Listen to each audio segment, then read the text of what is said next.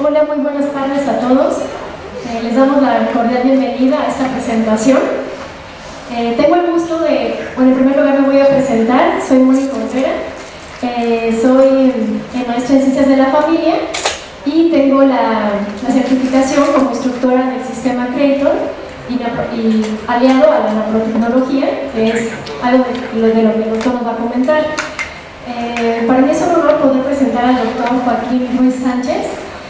Él es un excelente doctor, se los puedo decir por propia experiencia, es mi ginecólogo y bueno, hemos desarrollado un trabajo en conjunto y también tenemos una buena amistad. El doctor Joaquín reside en Puebla y tiene como preparación profesional la licenciatura en Medicina Benemérita de la Universidad Autónoma de Puebla. Tiene la especialidad en Ginecología y Obstetricia por el Instituto Nacional de Perinatología. También tiene el diplomado de Cirugía Laparoscópica de la Universidad Anáhuac y su desempeño principal, la formación de la que hoy nos va a compartir, viene de que es médico consultante de planificación natural familiar por el sistema Creator Model System y Nanotechnology. Bueno, dentro de su currículum profesional tenemos que ha sido profesor en diversos institutos, ha sido jefe de médicos internos de pregrado en el Hospital Regional ISSSTE en Monterrey, Nuevo León. Es profesor adjunto de materia de ginecología y obstetricia en el internado de pregrado Hospital Ángeles Puebla. Bueno, ha impartido diversas conferencias, ha participado en múltiples congresos y eventos científicos que, bueno, está bastante largo el currículum, pero para no restar tiempo a la conferencia, nada más os puedo comentar que también es una persona que tiene mucho interés en la formación humana de jóvenes y también pone todo su trabajo al servicio de movimientos pro vida y como colaborador de Reino Christi en 2 años en su temprana juventud. Entonces le dejo el micrófono al doctor. Buenas noches a todos. Para mí, primero que nada, es un gusto y un agradecimiento con la Universidad de Anáhuac por la invitación, por Mónica Olvera por la invitación y con todos ustedes por tomarse un momento de su vida para reflexionar o para escuchar acerca de estos temas de los que de repente, aunque son temas fundamentales de nuestro desarrollo como personas, sucede que no son temas que generen de repente mucho interés. Entonces agradezco que hayan tomado el tiempo para venir a esta oportunidad, para conversar y bueno, definitivamente hace no muchos años me tocaba a mí estar de aquel lado recibiendo información de gente que venía a hablar sobre la importancia de la vida, sobre la importancia de la apertura a la vida, el reconocimiento de la fertilidad, el uso de los anticonceptivos o no, y ahora estar aquí, finalmente hablo con ustedes en base a una profunda necesidad que siento de compartir algunas ideas y de compartir algunos conceptos que me parecen fundamentales para su desarrollo personal como individuos, como parejas, como futuros esposos o como personas sexualmente sociales. Como bien les comentó Moni, algunas anécdotas de mi currículum, y quiero comenzar esta ponencia o esta reunión con ustedes haciéndoles una advertencia. Lo que hoy estamos a punto de escuchar, la información que hoy quiero compartir con ustedes es información que probablemente cambie o que planea o que pretendo cambie su concepto de la sexualidad. Pretendo que cambien su concepto de la vida, su concepto de la sexualidad y su concepto del amor en estas pláticas. Les hago la aclaración porque me acuerdo que hace un tiempo me invitaron a dar una plática sobre la bioética de los métodos artificiales para buscar el embarazo, como es la reproducción asistida y la tecnología de la inseminación artificial y la fecundación in vitro. Y me invitaron a platicar esto con parejas que estaban en proceso de adopción de un bebé, y la única advertencia que me hizo la persona que me invitó me dijo: oye Joaquín, te voy a pedir por favor que que, mira, el doctor que vino el año pasado a hablar de estos temas, lo habló muy bien, pero fue un poco duro al hablar de la bioética, y como que muchos de los papás que estaban ahí, de las parejas que buscaban un bebé, pues ya habían hecho estos intentos alguna vez en su vida y se sintieron pues, algunos ofendidos. Entonces te pido que seas prudente y que hables, pues que trates de decirlo muy suavecito, ¿no? Y la mala noticia o la buena noticia es que pues lo hice, me fundamenté en los hechos, en la bioética, en lo que era bueno, en lo que no era bueno, y la mala noticia es que no me volvieron a invitar el año siguiente. Entonces, y esto es porque muchas veces la verdad impacta, sobre todo cuando tú no estás siendo congruente con esa verdad. Y todas estas enseñanzas de las que vamos a hablar hoy son verdad y son buenas, y son las que finalmente la Iglesia Católica enseña a sus feligreses. No, es decir, no son buenas porque la Iglesia Católica las enseña. La Iglesia Católica las enseña porque son intrínsecamente buenas para el ser humano. Y hoy voy a tratar de explicarles por qué la vivencia de este tipo de sexualidad y el uso de métodos naturales de planificación familiar son mejores para su salud, mejores para su desempeño, pero sobre todo son intrínsecamente buenos. Creo que hay que cambiar el concepto de sexualidad que tenemos. Hoy creo que tenemos un concepto de sexualidad, o de repente un concepto de sexualidad como que es algo malo, como que eso no hay que hacerlo, como que eso está prohibido, como que eso no es para ti, niño, no te toques ahí, y entonces cambia la hoja, de eso no se habla, en esta casa esos temas no se tocan, y creo que tenemos que cambiar el concepto a un concepto más positivo. ¿Cómo vamos a lograr llegar a un concepto positivo de la sexualidad? Partiendo del propósito de esa misma. La sexualidad tiene dos propósitos que están íntimamente ligados, es decir, no pueden ser separados el uno del otro, que es la posibilidad de lograr un embarazo y la capacidad de unir a las dos personas que están teniendo relaciones sexuales. En otras palabras, los seres humanos tenemos relaciones sexuales por esos dos motivos, porque queremos tener hijos, pero también porque queremos expresar nuestro amor con otra persona. Y estas dos realidades, esos dos propósitos están o deben estar presentes siempre en toda relación sexual. Y no podemos sustraernos. No depende de nuestra voluntad. Esto no depende de que ustedes quieran o no quieran. Esto pasa cada vez que tienen relaciones sexuales. Esto pasa cada vez que cualquier persona tiene relaciones sexuales.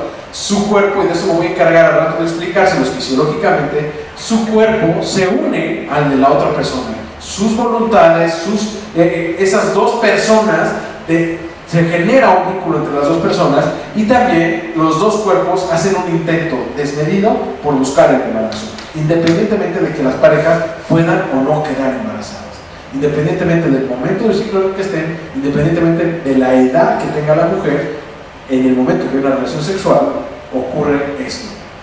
Pero esto es mucho más importante, porque la profundidad de la relación sexual, es decir, la capacidad que tiene la relación sexual de brindar satisfacción, de que sea satisfactoria, depende de estas cuatro cualidades, de estas cuatro cosas que le generan significado a la relación sexual. Es decir, la sexualidad tiene que ser vivida de manera libre, tiene que ser vivida de manera total, tiene que ser vivida de manera fiel y tiene que ser vivida de manera fecunda. De esta manera es la única manera en la que la sexualidad expresa algo bueno, en la que genera significado, en la que genera un verdadero vínculo entre los dos. Y nosotros podríamos analizar cualquier conducta sexual en base a estos cuatro parámetros y decidir entonces, o hacer un juicio entonces, si esa conducta sexual es buena o es mala. Es decir, el uso de la pornografía. ¿El uso de la pornografía es bueno o es malo? Pero primera pregunta, ¿es libre? ¿Proviene de la libertad? Todas las mujeres que se exponen a la pornografía, todas las mujeres que están en un table dance, ¿son libres? ¿O hay trata de mujeres? Hay veces que esas mujeres son cooptadas de su libertad, hay veces que son obligadas a realizar, hay veces que incluso ellas mismas están obstaculizadas en su libertad personal para hacer esto. ¿Es total? ¿Es una entrega total? ¿Es una entrega fiel? ¿Quién es fiel a una mujer o a una imagen pornográfica? ¿Quién hay capacidad de fecundidad en un tema de pornografía? O sea, es natural, ¿no? Hoy que está de moda lo verde, lo natural, lo orgánico, es natural. Alguien me dijo, es que Joaquín, el sexo es algo natural. Claro, entonces si es natural, quita tu laptop de medio, quita la pornografía, porque eso no es natural. Quítale los anticonceptivos, porque esos no son naturales. Si tú quieres vivir la sexualidad natural, porque te parece que es algo que es natural, entonces quítale todo lo que no es natural, quítale todo lo artificial. El adulterio, el divorcio, el aborto, la anticoncepción, analícenlos en base a esas 4 cualidades y ustedes me dirán si son cosas que son buenas o no son tan buenas. Este es el concepto de sexo que se vende hoy. Son imágenes tomadas aleatorias que me metí ahí a un buscador en Google, puse Cosmopolitan, portada y agarré las 10 primeras que aparecieron. Este es el concepto de sexualidad. Kama Sutra, adicta sexual, eleva tu confianza, happy sex, llévalo a un orgasmo extra large, 100% sex, apasiona la carta. ¿Cuál es tu rol? Wild sex, sus 25 secretos incontrolables. Y esto no es más que un intento desmedido de la sociedad de llenar con técnica lo que carece de significado. Porque si no tienes satisfacción sexual, no es porque te falte leer los orgasmos triple XL, no te falta leer las 7 cosas que en realidad lo hacen feliz, ni los 25 secretos más inconfesables. Te hace falta practicar tu sexualidad en estos cuatro caminos: libertad, totalidad, fecundidad y fidelidad. Dicho sea de paso, esto es la expresión corporal de eso que alguna vez una pareja se encontró frente a un ministro o frente a una iglesia y le dijo a su otra pareja: te quiero a ti y te acepto a ti y me caso contigo y me caso para siempre contigo, en lo próspero, en lo adverso, en la salud y en la enfermedad. Y se lo dijo con su boca. Y esta es la manera, la sexualidad es la manera diseñada por la naturaleza para que expresemos con el cuerpo y con toda la extensión de nuestro ser la realidad de decirle a otra persona: te quiero a ti, me entrego a ti y te acepto a ti.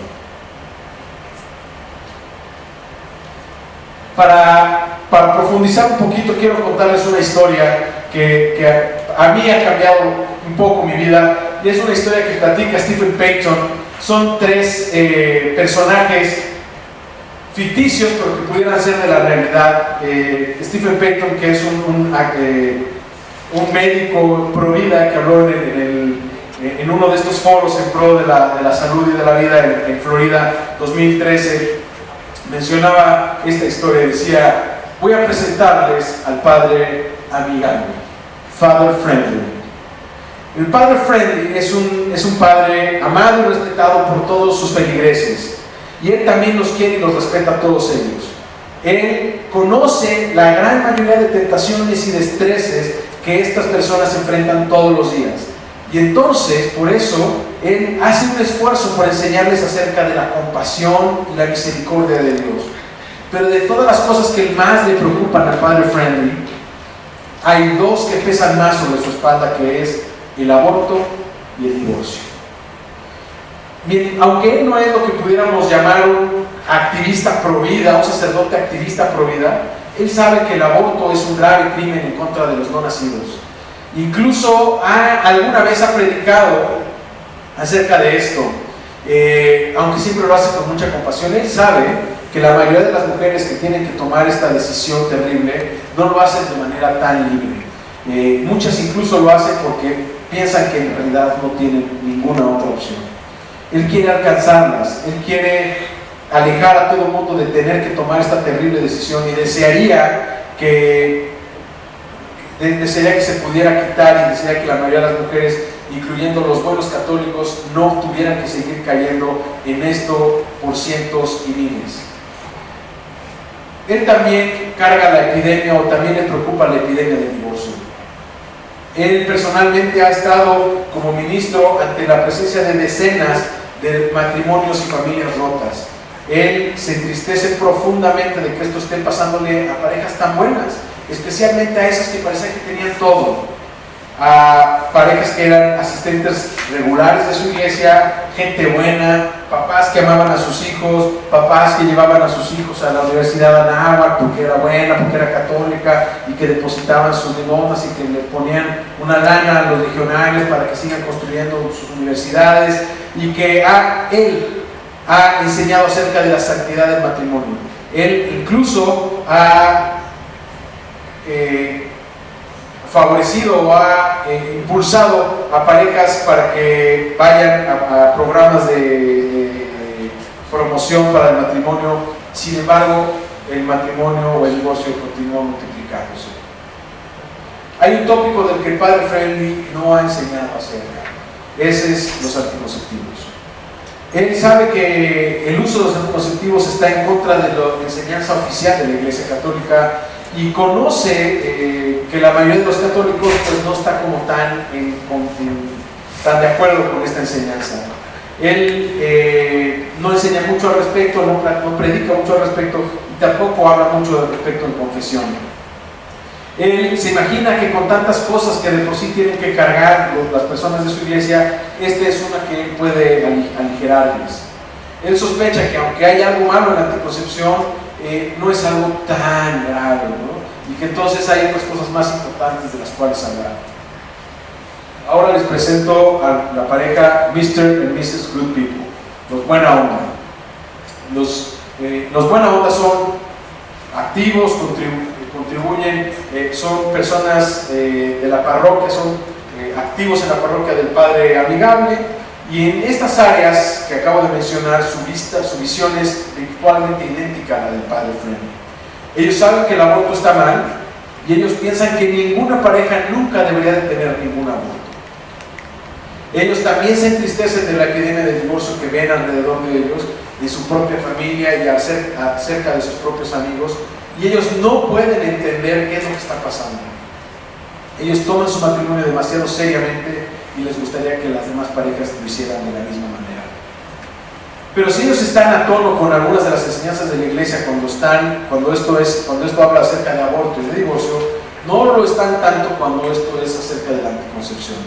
La señora buena onda ha estado usando la píldora anticonceptiva desde que se convirtió en una persona sexualmente activa en la adolescencia, y nunca nadie le había dicho que esto estaba mal.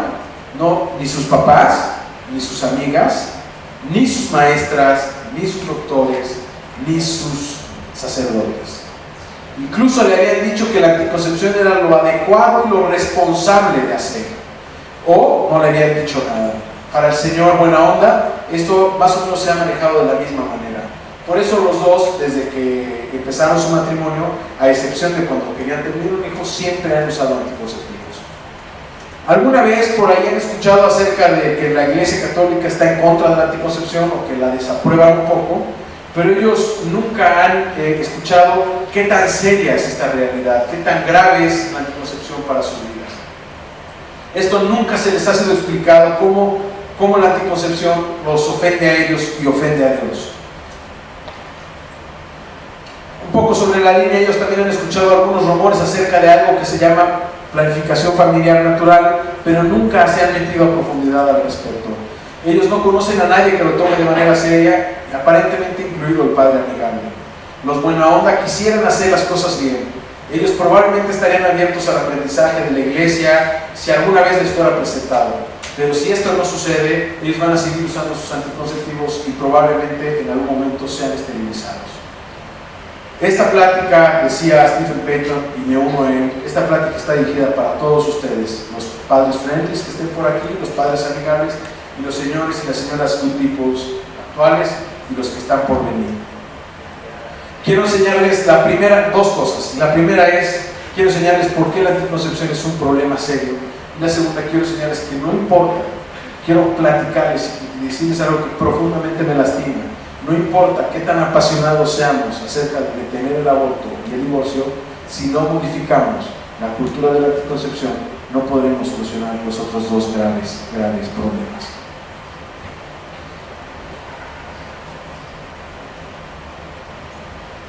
Para poder explicar esto, quiero hablarles acerca de estos dos conceptos.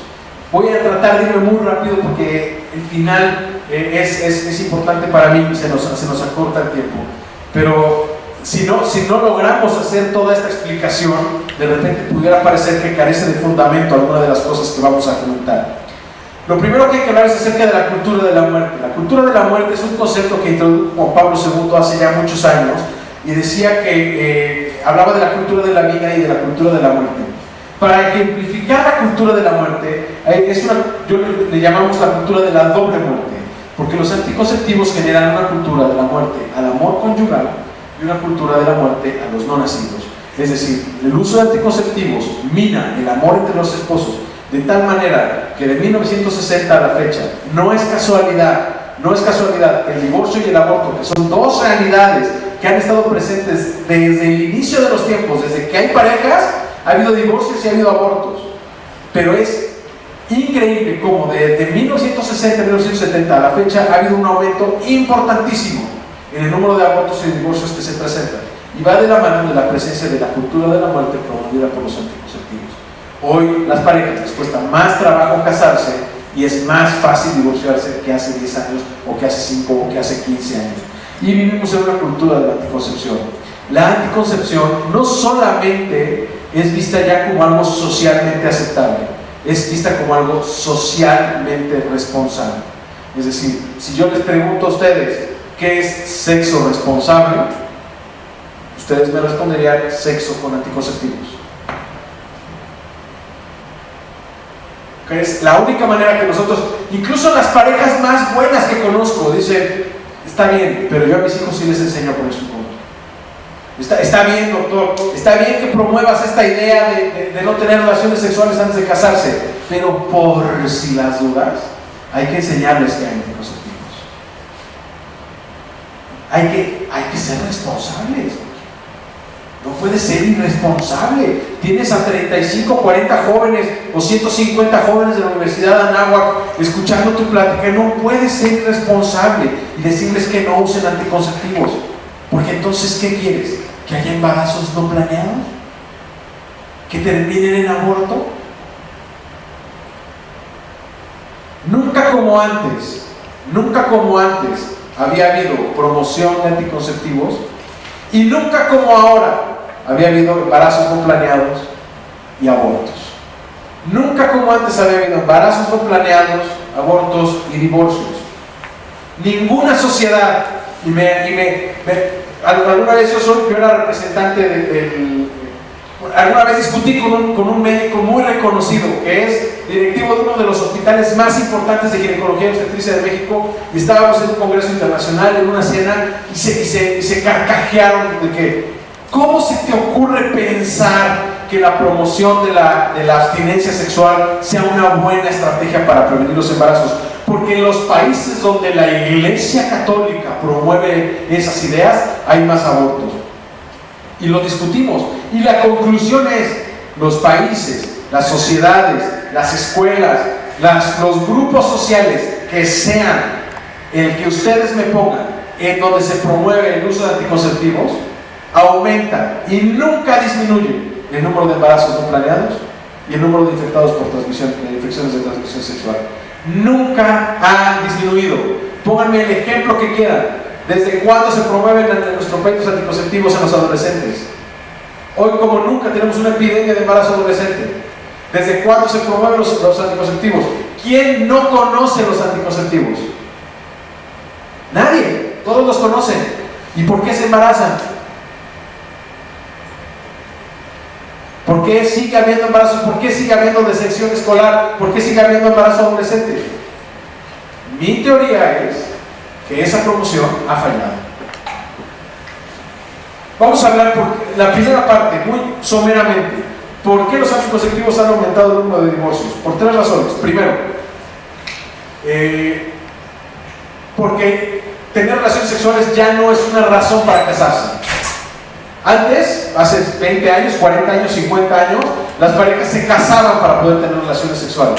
Hoy, cuando ya puedes tener relaciones sexuales antes de casarte, cuando ya es no solamente algo cotidiano o algo, ya no es un tabú, sino ya es socialmente aceptado tener relaciones sexuales antes de casarte, esto ya no es un incentivo más para acercarse al matrimonio. Antes las parejas tenían por lo menos ese incentivo más. Por eso hoy vemos que muchas parejas ya no se acercan al matrimonio. Ha disminuido importantemente el número de personas que se casan entre los jóvenes y ha aumentado el número de parejas que se divorcian. Y la razón es la segunda, porque también, si ya no es una razón más para entrarle al matrimonio, ya no es una razón más para mantenerse. Como segunda opción, o como segunda razón, tenemos que los matrimonios, por el uso de los anticonceptivos, tienen cada vez menos hijos. Y ante la presencia de cada vez menos hijos o de la ausencia de hijos, resulta más fácil que esa pareja se separe. Y resulta más, es decir, las parejas que tenían hijos era más probable que lucharan por su relación en lugar de que se separaran. Y tercero, el uso de los anticonceptivos o el uso de que el cambiar el chip de pensar que se puede tener relaciones sexuales sin la necesidad o sin la repercusión de tener un embarazo ha abierto la puerta al adulterio. Y el adulterio pues es obviamente una mina para el matrimonio. Y pues finalmente muerte a los bebés no planeados. Hoy los bebés son vistos más que como un resultado esperado de una relación sexual, es como el resultado equivocado de una relación sexual. Es decir, es un invasor que fallamos en repeler. O sea, se nos coló este cuate, ¿no? Ya la mayoría muchas veces el embarazo, cuando ocurre durante una pareja que está siendo usuaria de anticonceptivos, el embarazo resulta no es un acierto de la naturaleza, es un fallo del método. Y entonces tú estás aquí porque falló el condón. Tú estás aquí porque se le movió el DIU a tu mamá y pues, bienvenido seas, mijito. Algunos de ustedes serán el resultado de eso, ¿no? O de una borrachera o de una falla en la colocación del condón o yo qué sé. Finalmente, para ir más a lo profundo, ¿por qué los anticonceptivos son una causal de divorcio? Vamos a tratar de explicar qué es lo que pasa en una relación sexual.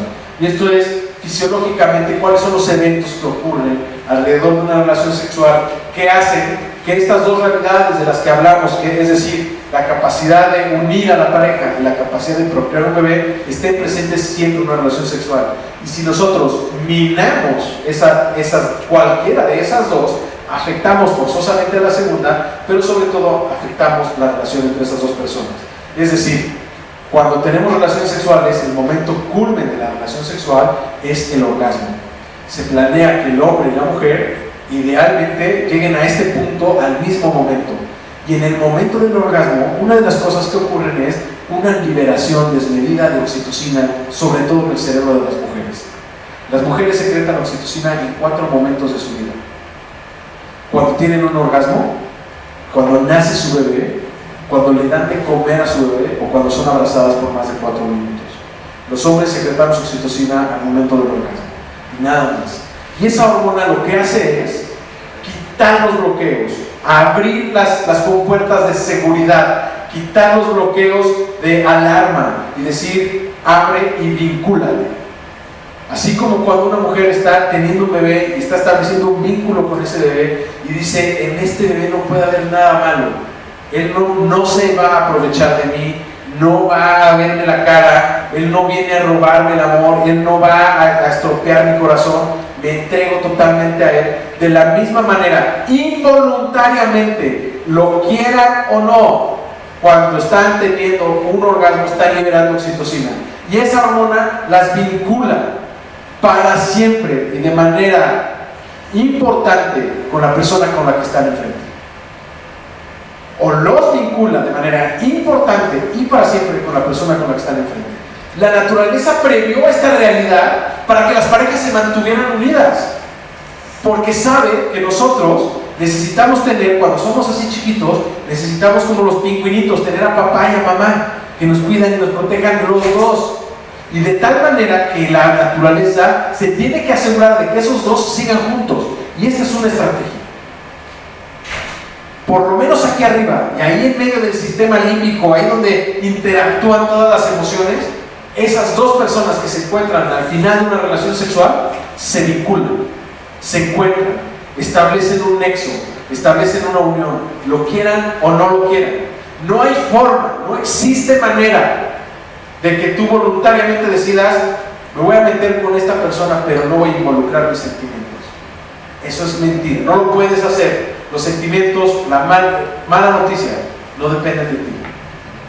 La mayoría de las mujeres que han tenido la desfortuna o el infortunio de haber tenido un mal encuentro con una persona que las abandonó, saben que no es posible tener un encuentro con alguien y no involucrar los sentimientos. Lo saben mucho mejor que yo, porque de eso se encarga la oxitocina, y la oxitocina no se libera de manera selectiva cuando tú quieres y cuando tú no quieres. No, ahí está siempre, y esa es la capacidad que tiene el cuerpo de generar un vínculo entre las dos personas que se encuentran.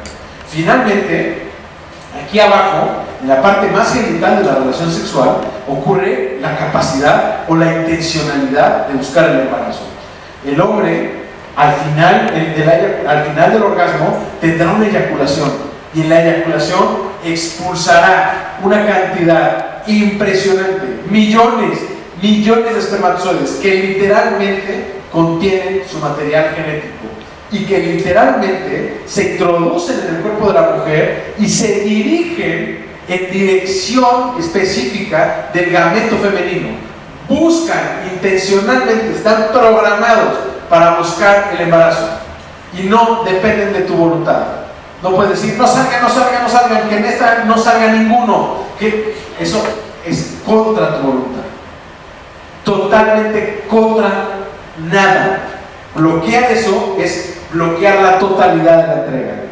Tú no puedes decir a tu pareja, te acepto a ti, te quiero completamente, te amo, todo excepto tus espermatozoides. Eso sí, quédatelos tú en un cordón, no me los compartas, esos son exclusivamente para ti.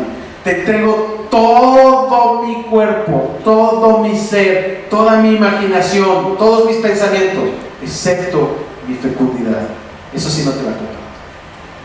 Entonces tu amor es incompleto.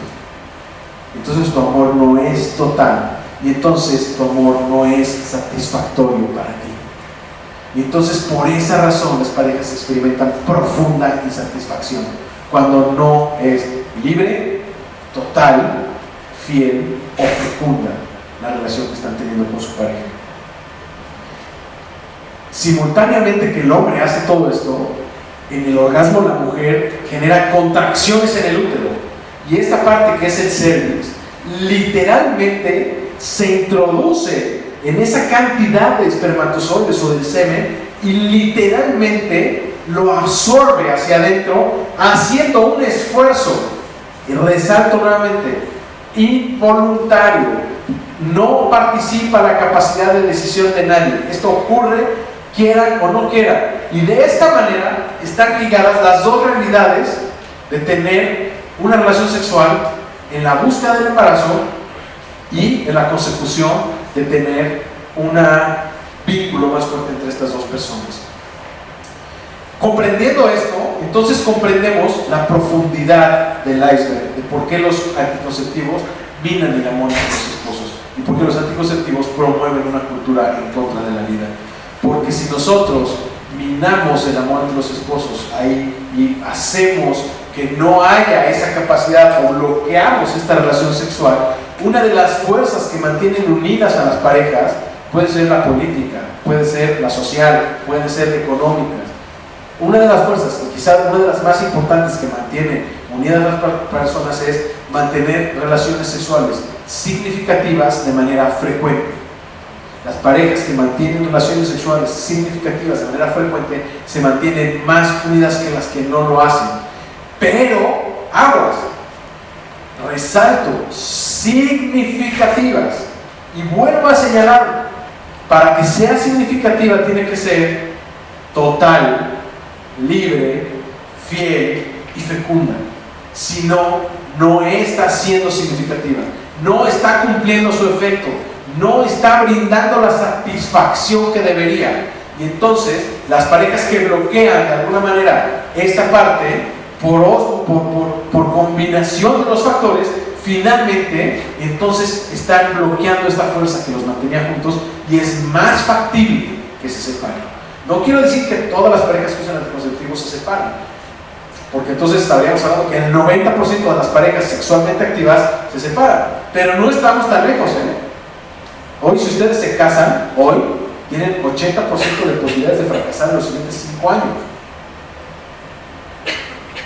Quizá una manera de blindar su próximo matrimonio es esta: empiecen a vivir su sexualidad de manera libre, total, fiel y fecunda.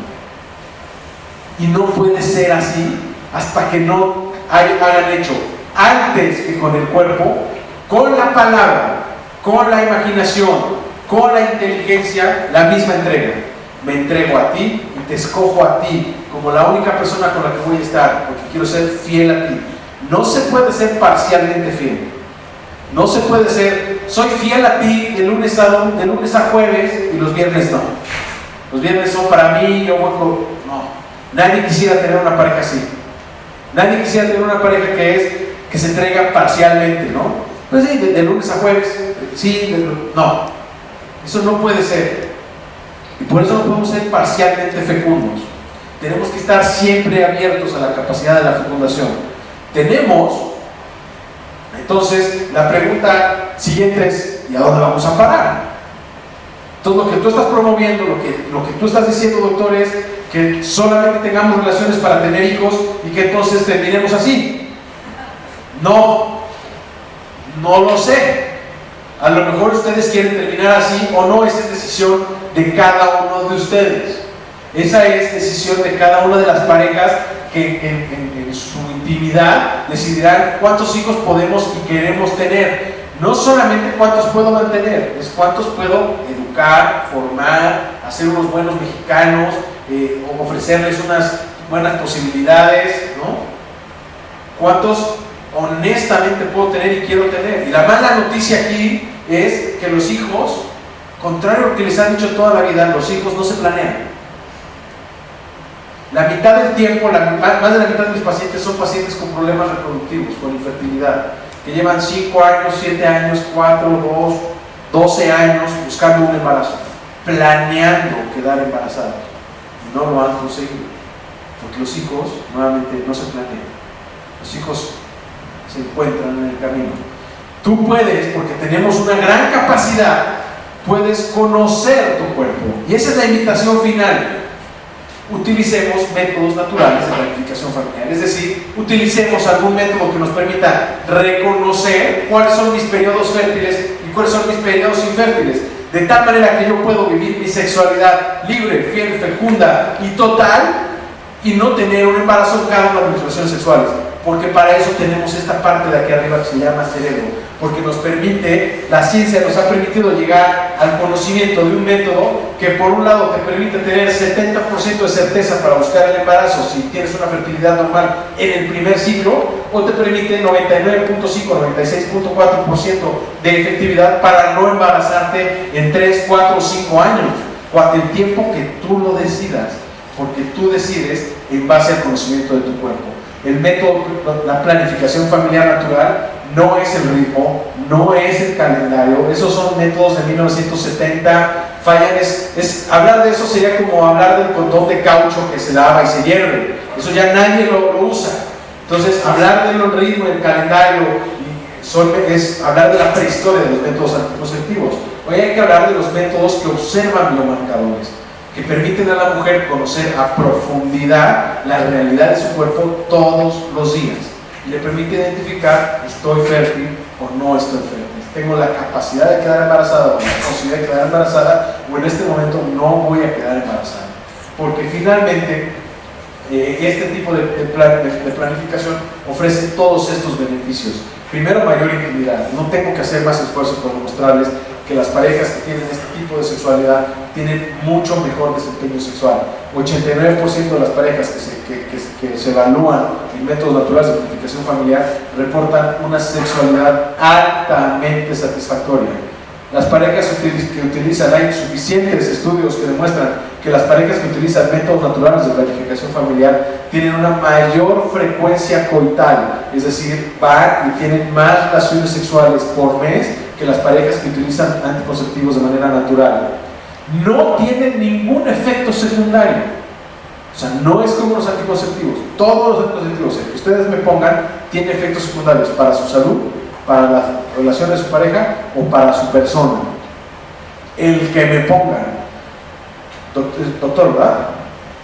¿Qué efectividad tiene el preservativo para evitar el embarazo? Depende de qué. Preservativo, el condón. Correcto. Hace rato no supo otro doctor. 85-86% de efectividad para evitar el embarazo. No lo sabían. La mayoría de ustedes creen que los anticonceptivos tienen 99% de efectividad para evitar el embarazo. Y es una mentira que les venden. 99.9% de los preservativos probados con rayos láser no tienen hoyos cuando salen al mercado. Pero de ahí a que eviten el embarazo, entre el 86 y 92% de los preservativos evitan el embarazo. ¿Cuáles son las causas por las que las mujeres van a consulta, ginecológicamente hablando? Anticoncepción, sangrados anormales, dolor y flujo. La mayoría de estas se resuelven en la ginecología tradicional con anticonceptivos. ¿No quieres tener embarazos? Toma anticonceptivos. ¿Tienes infecciones o tienes recurrencia de sangrado anormal o tienes dolor durante las menstruaciones? Toma anticonceptivos. ¿Tienes neumatosis? ¿Tienes ovarios poliquísticos? Toma anticonceptivos. No se rompen la cabeza. Y sin embargo desprotegen o descuidan, olvidan, los ginecólogos normalmente olvidamos esta otra información, es de qué se mueren las mujeres de mi país. Las mujeres de mi país, de México, entre los 15 y los 45 años de edad, la primera causa de muerte, por mucho, son los tumores malignos. ¿Y cuáles son los dos tumores malignos que más matan mujeres en nuestro país? Cáncer de mama y cáncer cervicuterino. Los anticonceptivos hormonales, en cualquiera de sus presentaciones, pastillas, tabletas, óvulos, insertos vaginales, dispositivos intrauterinos con liberación de hormonas, el que te pones en el brazo, etcétera, etcétera, etcétera, todos los hormonales aumentan significativamente la posibilidad de tener cáncer de mama y cáncer cervicuterino.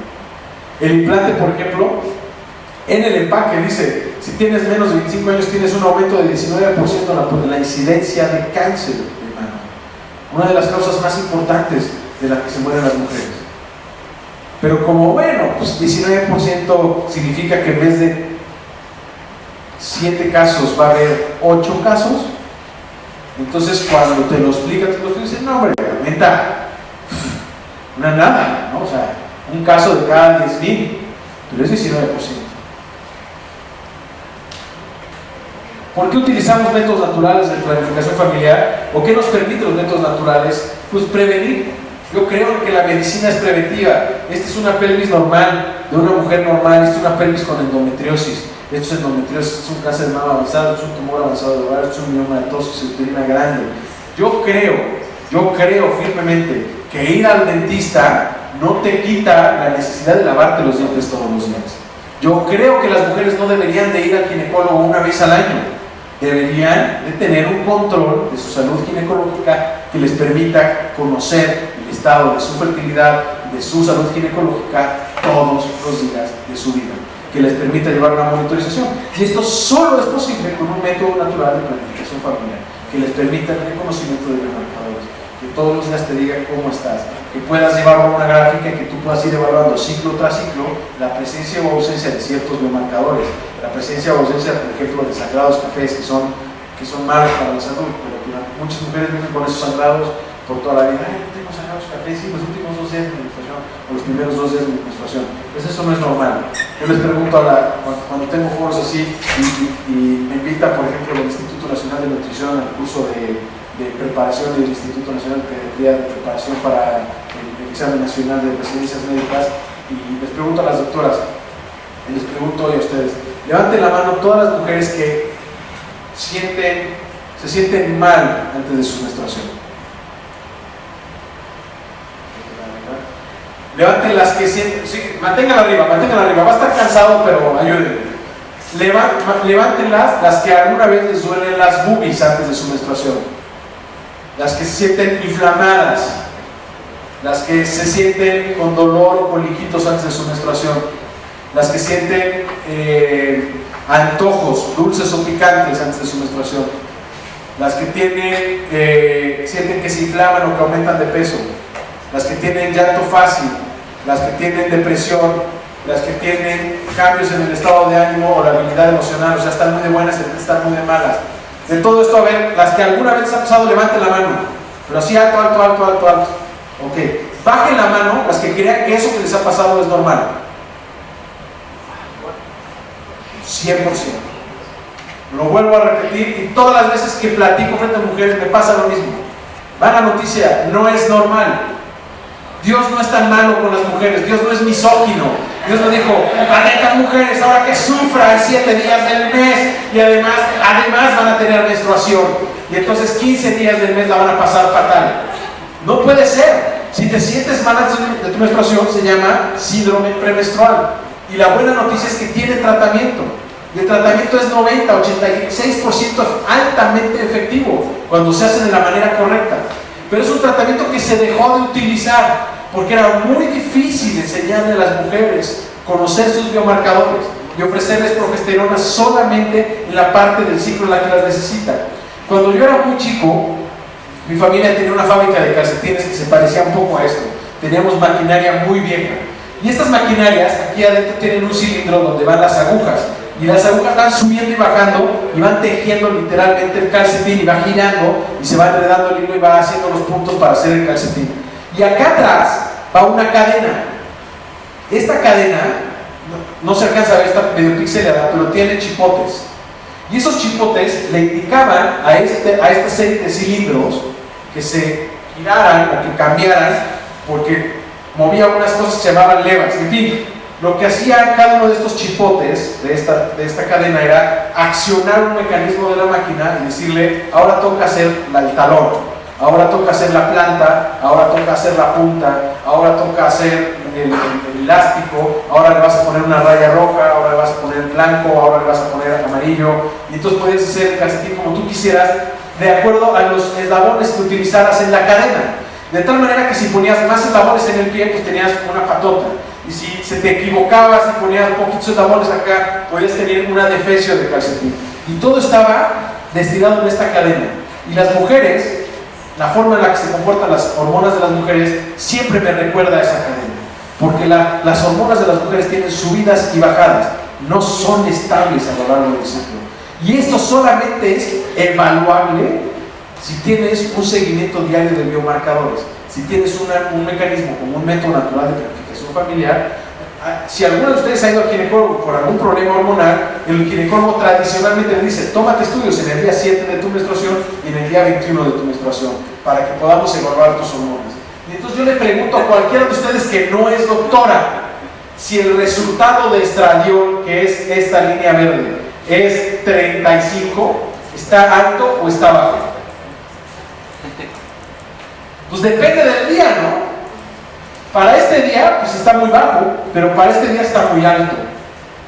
Y entonces, este número de días es variable en cada una de las mujeres y depende de su formación de ovulación, sobre todo de este evento, que es el momento de la ovulación.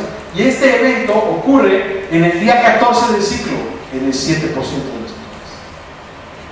En el otro 93% de las mujeres ocurren el día 11, 12, 13, 15, 16, 17, 24, no lo sé.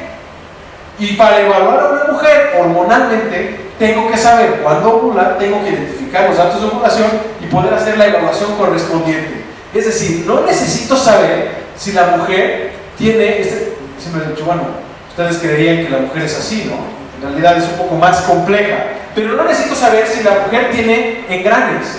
Necesito saber si los engranes encajan en uno con otro. El uso de anticonceptivos para tratar cualquier padecimiento ginecológico es, te pongo un engrane, punto. O sea, hago el calcetín, yo lo tengo a mano ya.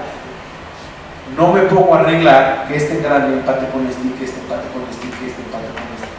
Y de tal manera que uno con las hormonas que le damos a las pacientes con anticonceptivos podemos arreglarle su ciclo.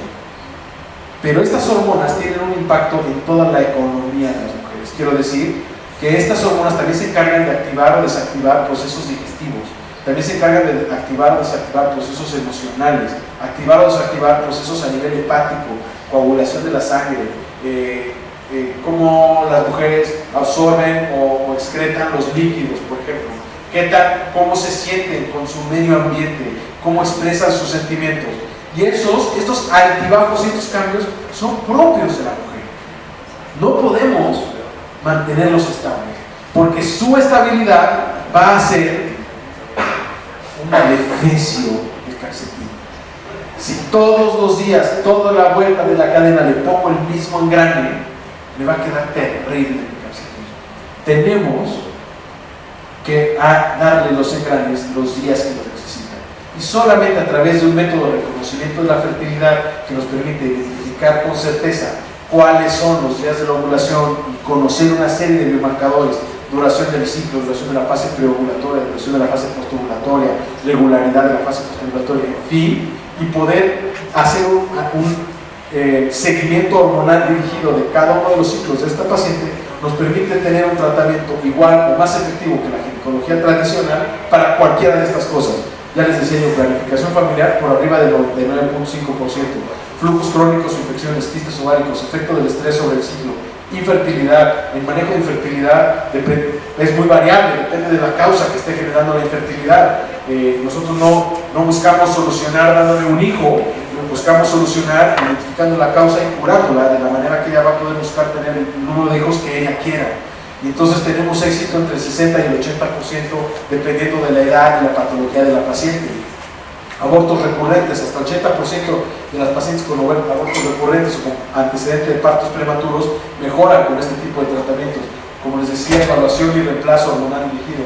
Darle a la mujer el engrane cuando le corresponde, del tamaño que le corresponde para el momento de su ciclo. Ciclos irregulares, síndrome premenstrual, infecciones crónicas, desórdenes reproductivos, etcétera, y una gran serie de etcéteras. Mi intención esta noche era explicarles por qué creo yo que el uso desmedido de los anticonceptivos no solamente es malo para la salud. Eso he dado muchísimas pláticas para explicar cómo hacen daño los anticonceptivos a la salud de quien los consume. Hoy quería explicarles y comentarles cómo el uso de anticonceptivos genera un ambiente, una cultura que nos genera daño para nuestros futuros matrimonios, para nuestros futuros hijos, y que pone en riesgo la vida de muchos niños. Les dejo aquí los datos de Mónica. Mónica es especialista en este sistema. Si alguien cree que puede beneficiarse de este sistema, lo primero que hay que hacer es contactarle a ella, empezar a graficar y empezar a descubrir sus biomarcadores, y a través de este descubrimiento de los biomarcadores nosotros podemos aplicar toda la tecnología y la ciencia que hay actualmente disponible para poder hacer diagnóstico y tratamiento oportuno de cualquiera de sus padecimientos ginecológicos. Y no me queda más que agradecerles que me hayan aguantado hasta ahorita, y muchas gracias a todos. ¿Alguna pregunta? Para preguntas.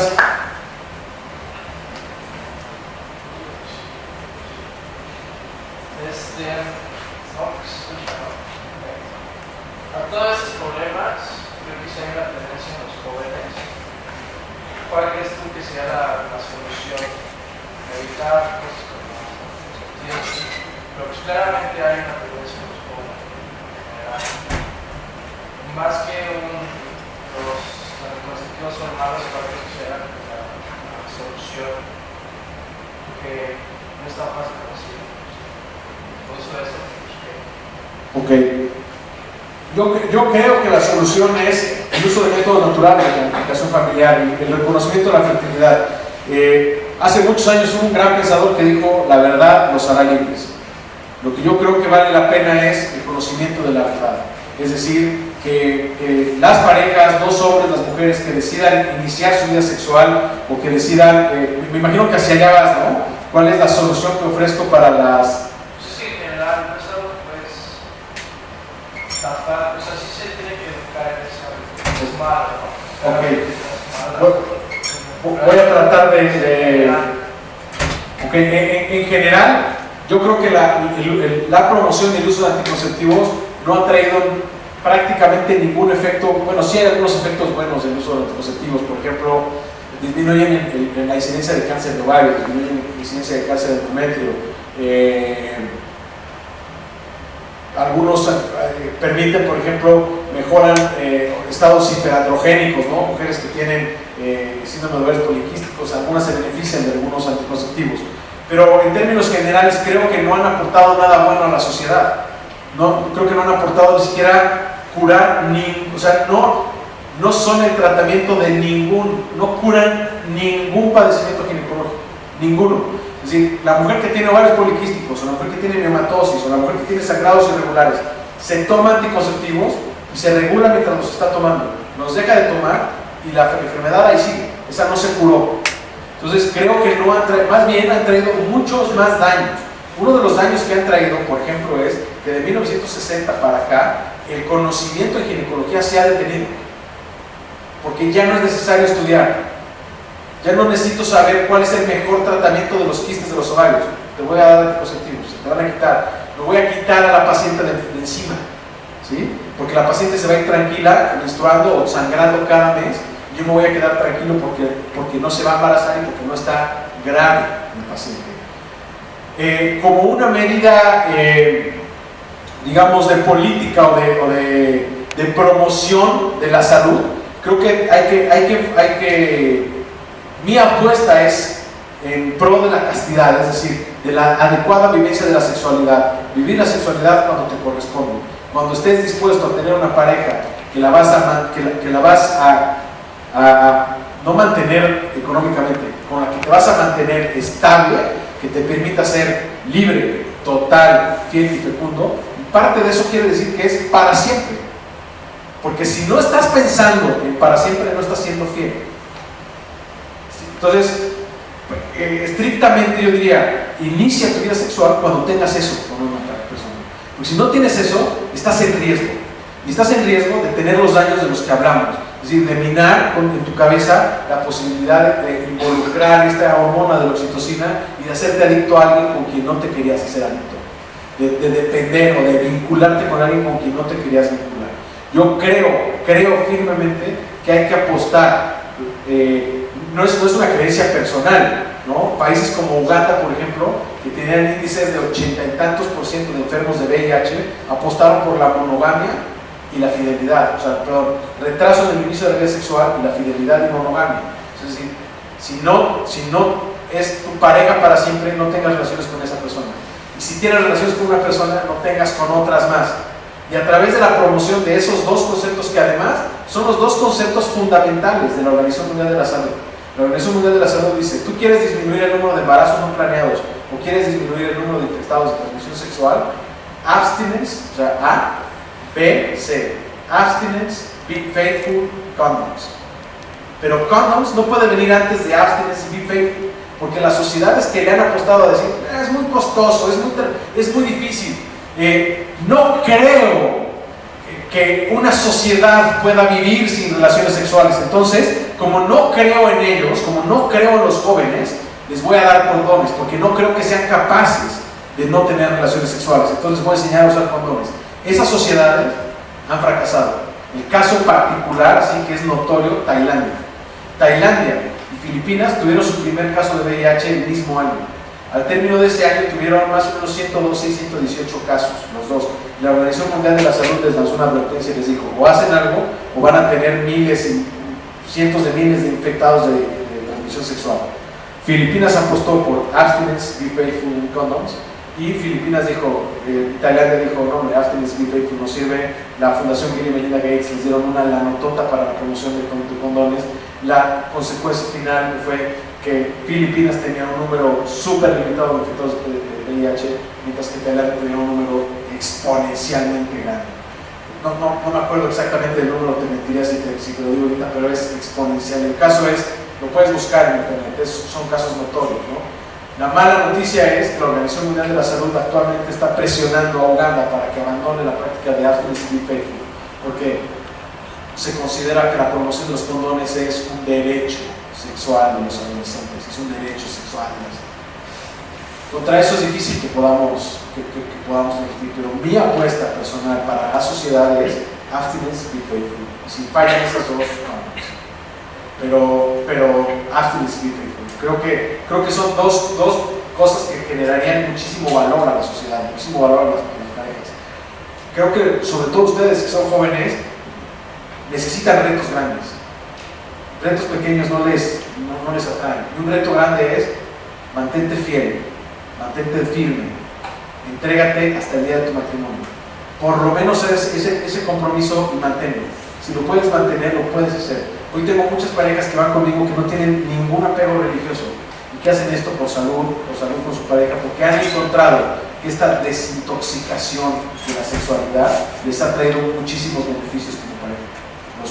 Es decir, la mayoría de las parejas que nosotros aconsejamos, que les decimos, abstente de tener relaciones, no estás en el momento de tenerlas, modifica esto y esto y esto, reportan índices de afectividad mucho más grandes, de satisfacción.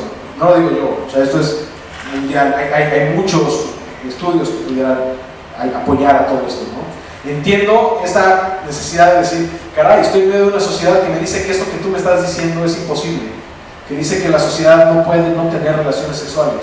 Yo creo que sí es posible. Conozco muchas parejas que lo han hecho posible, muchos jóvenes que lo han hecho posible. Muchos casos conozco que han llegado al matrimonio y que han esperado hasta ese momento y creo, o sea, con los ojos cerrados me atrevo a decir que si les hacemos una encuesta, son parejas mucho más plenas, sexualmente hablando, que las otras. Mucho. ¿Alguna otra pregunta? Siento que ya los regañé. Bueno, les voy a dar chance todavía este fin de semana de modo. Creo que les agradezco muchísimo, ya son más de las 8, habíamos tenido el compromiso de terminar cerca de las 8, ¿no? Entonces, 8:30, ok. Les agradezco mucho su asistencia. Si hay alguien más que tenga alguna otra pregunta.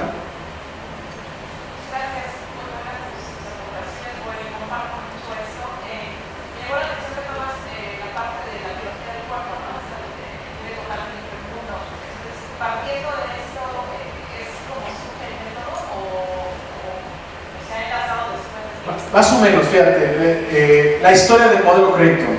La historia del modelo Creighton nace en Estados Unidos. El doctor Thomas Hughes era un eminente ginecólogo, es un cuate que le gira la piedra, te acercas a él y escuchas el CD-room, cómo está funcionando a todo lo que da.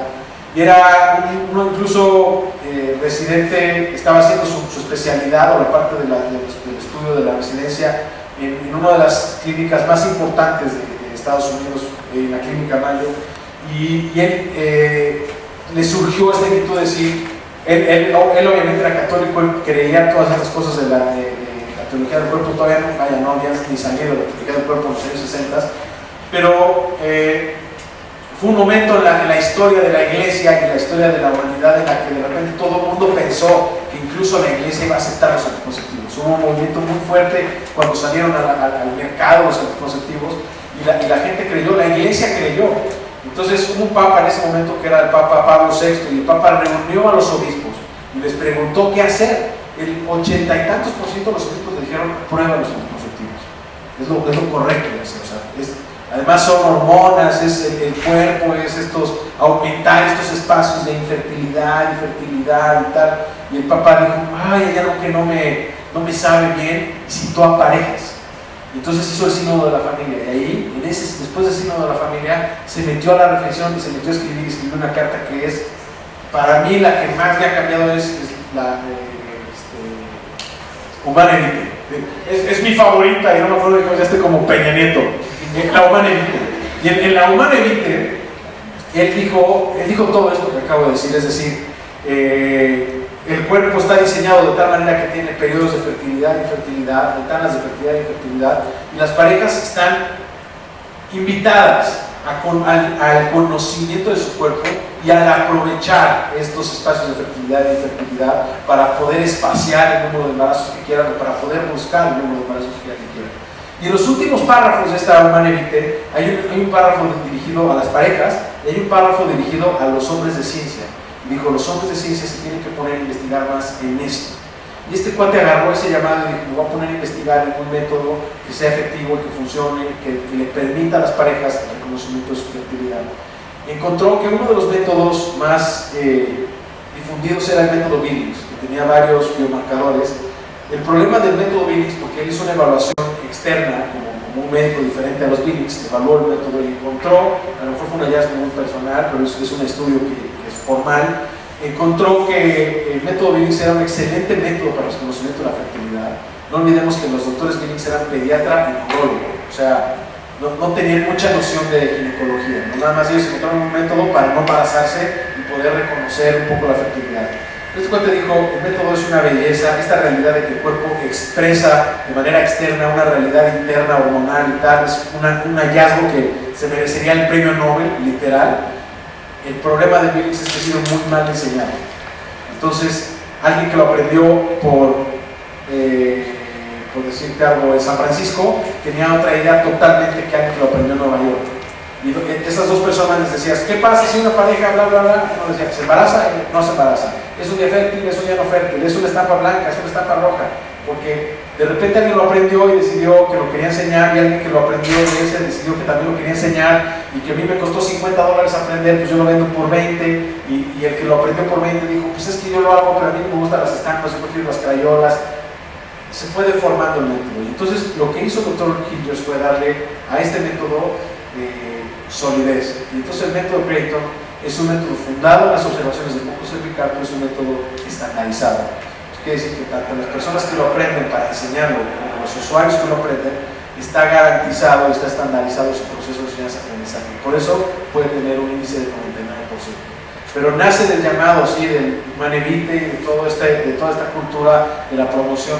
Que vuelvo a decirlo, que mi advertencia del principio es toda esta enseñanza y toda esta realidad no es buena ni es real porque la enseña la iglesia. La iglesia la enseña porque es buena y porque es real. Porque si de veras antropológicamente quisiéramos saber qué es bueno para los hombres, es comportarse así, es tener una relación fiel, libre, total y fecunda. Esa es la manera en la que las relaciones se vuelven grandes y permanecen para más adelante, ¿no? ¿Alguien tiene alguna otra pregunta? Pues les agradezco mucho a todos, y todos van a tener punto extra en la clase que los obligó a venir, porque aguantaron hasta el final.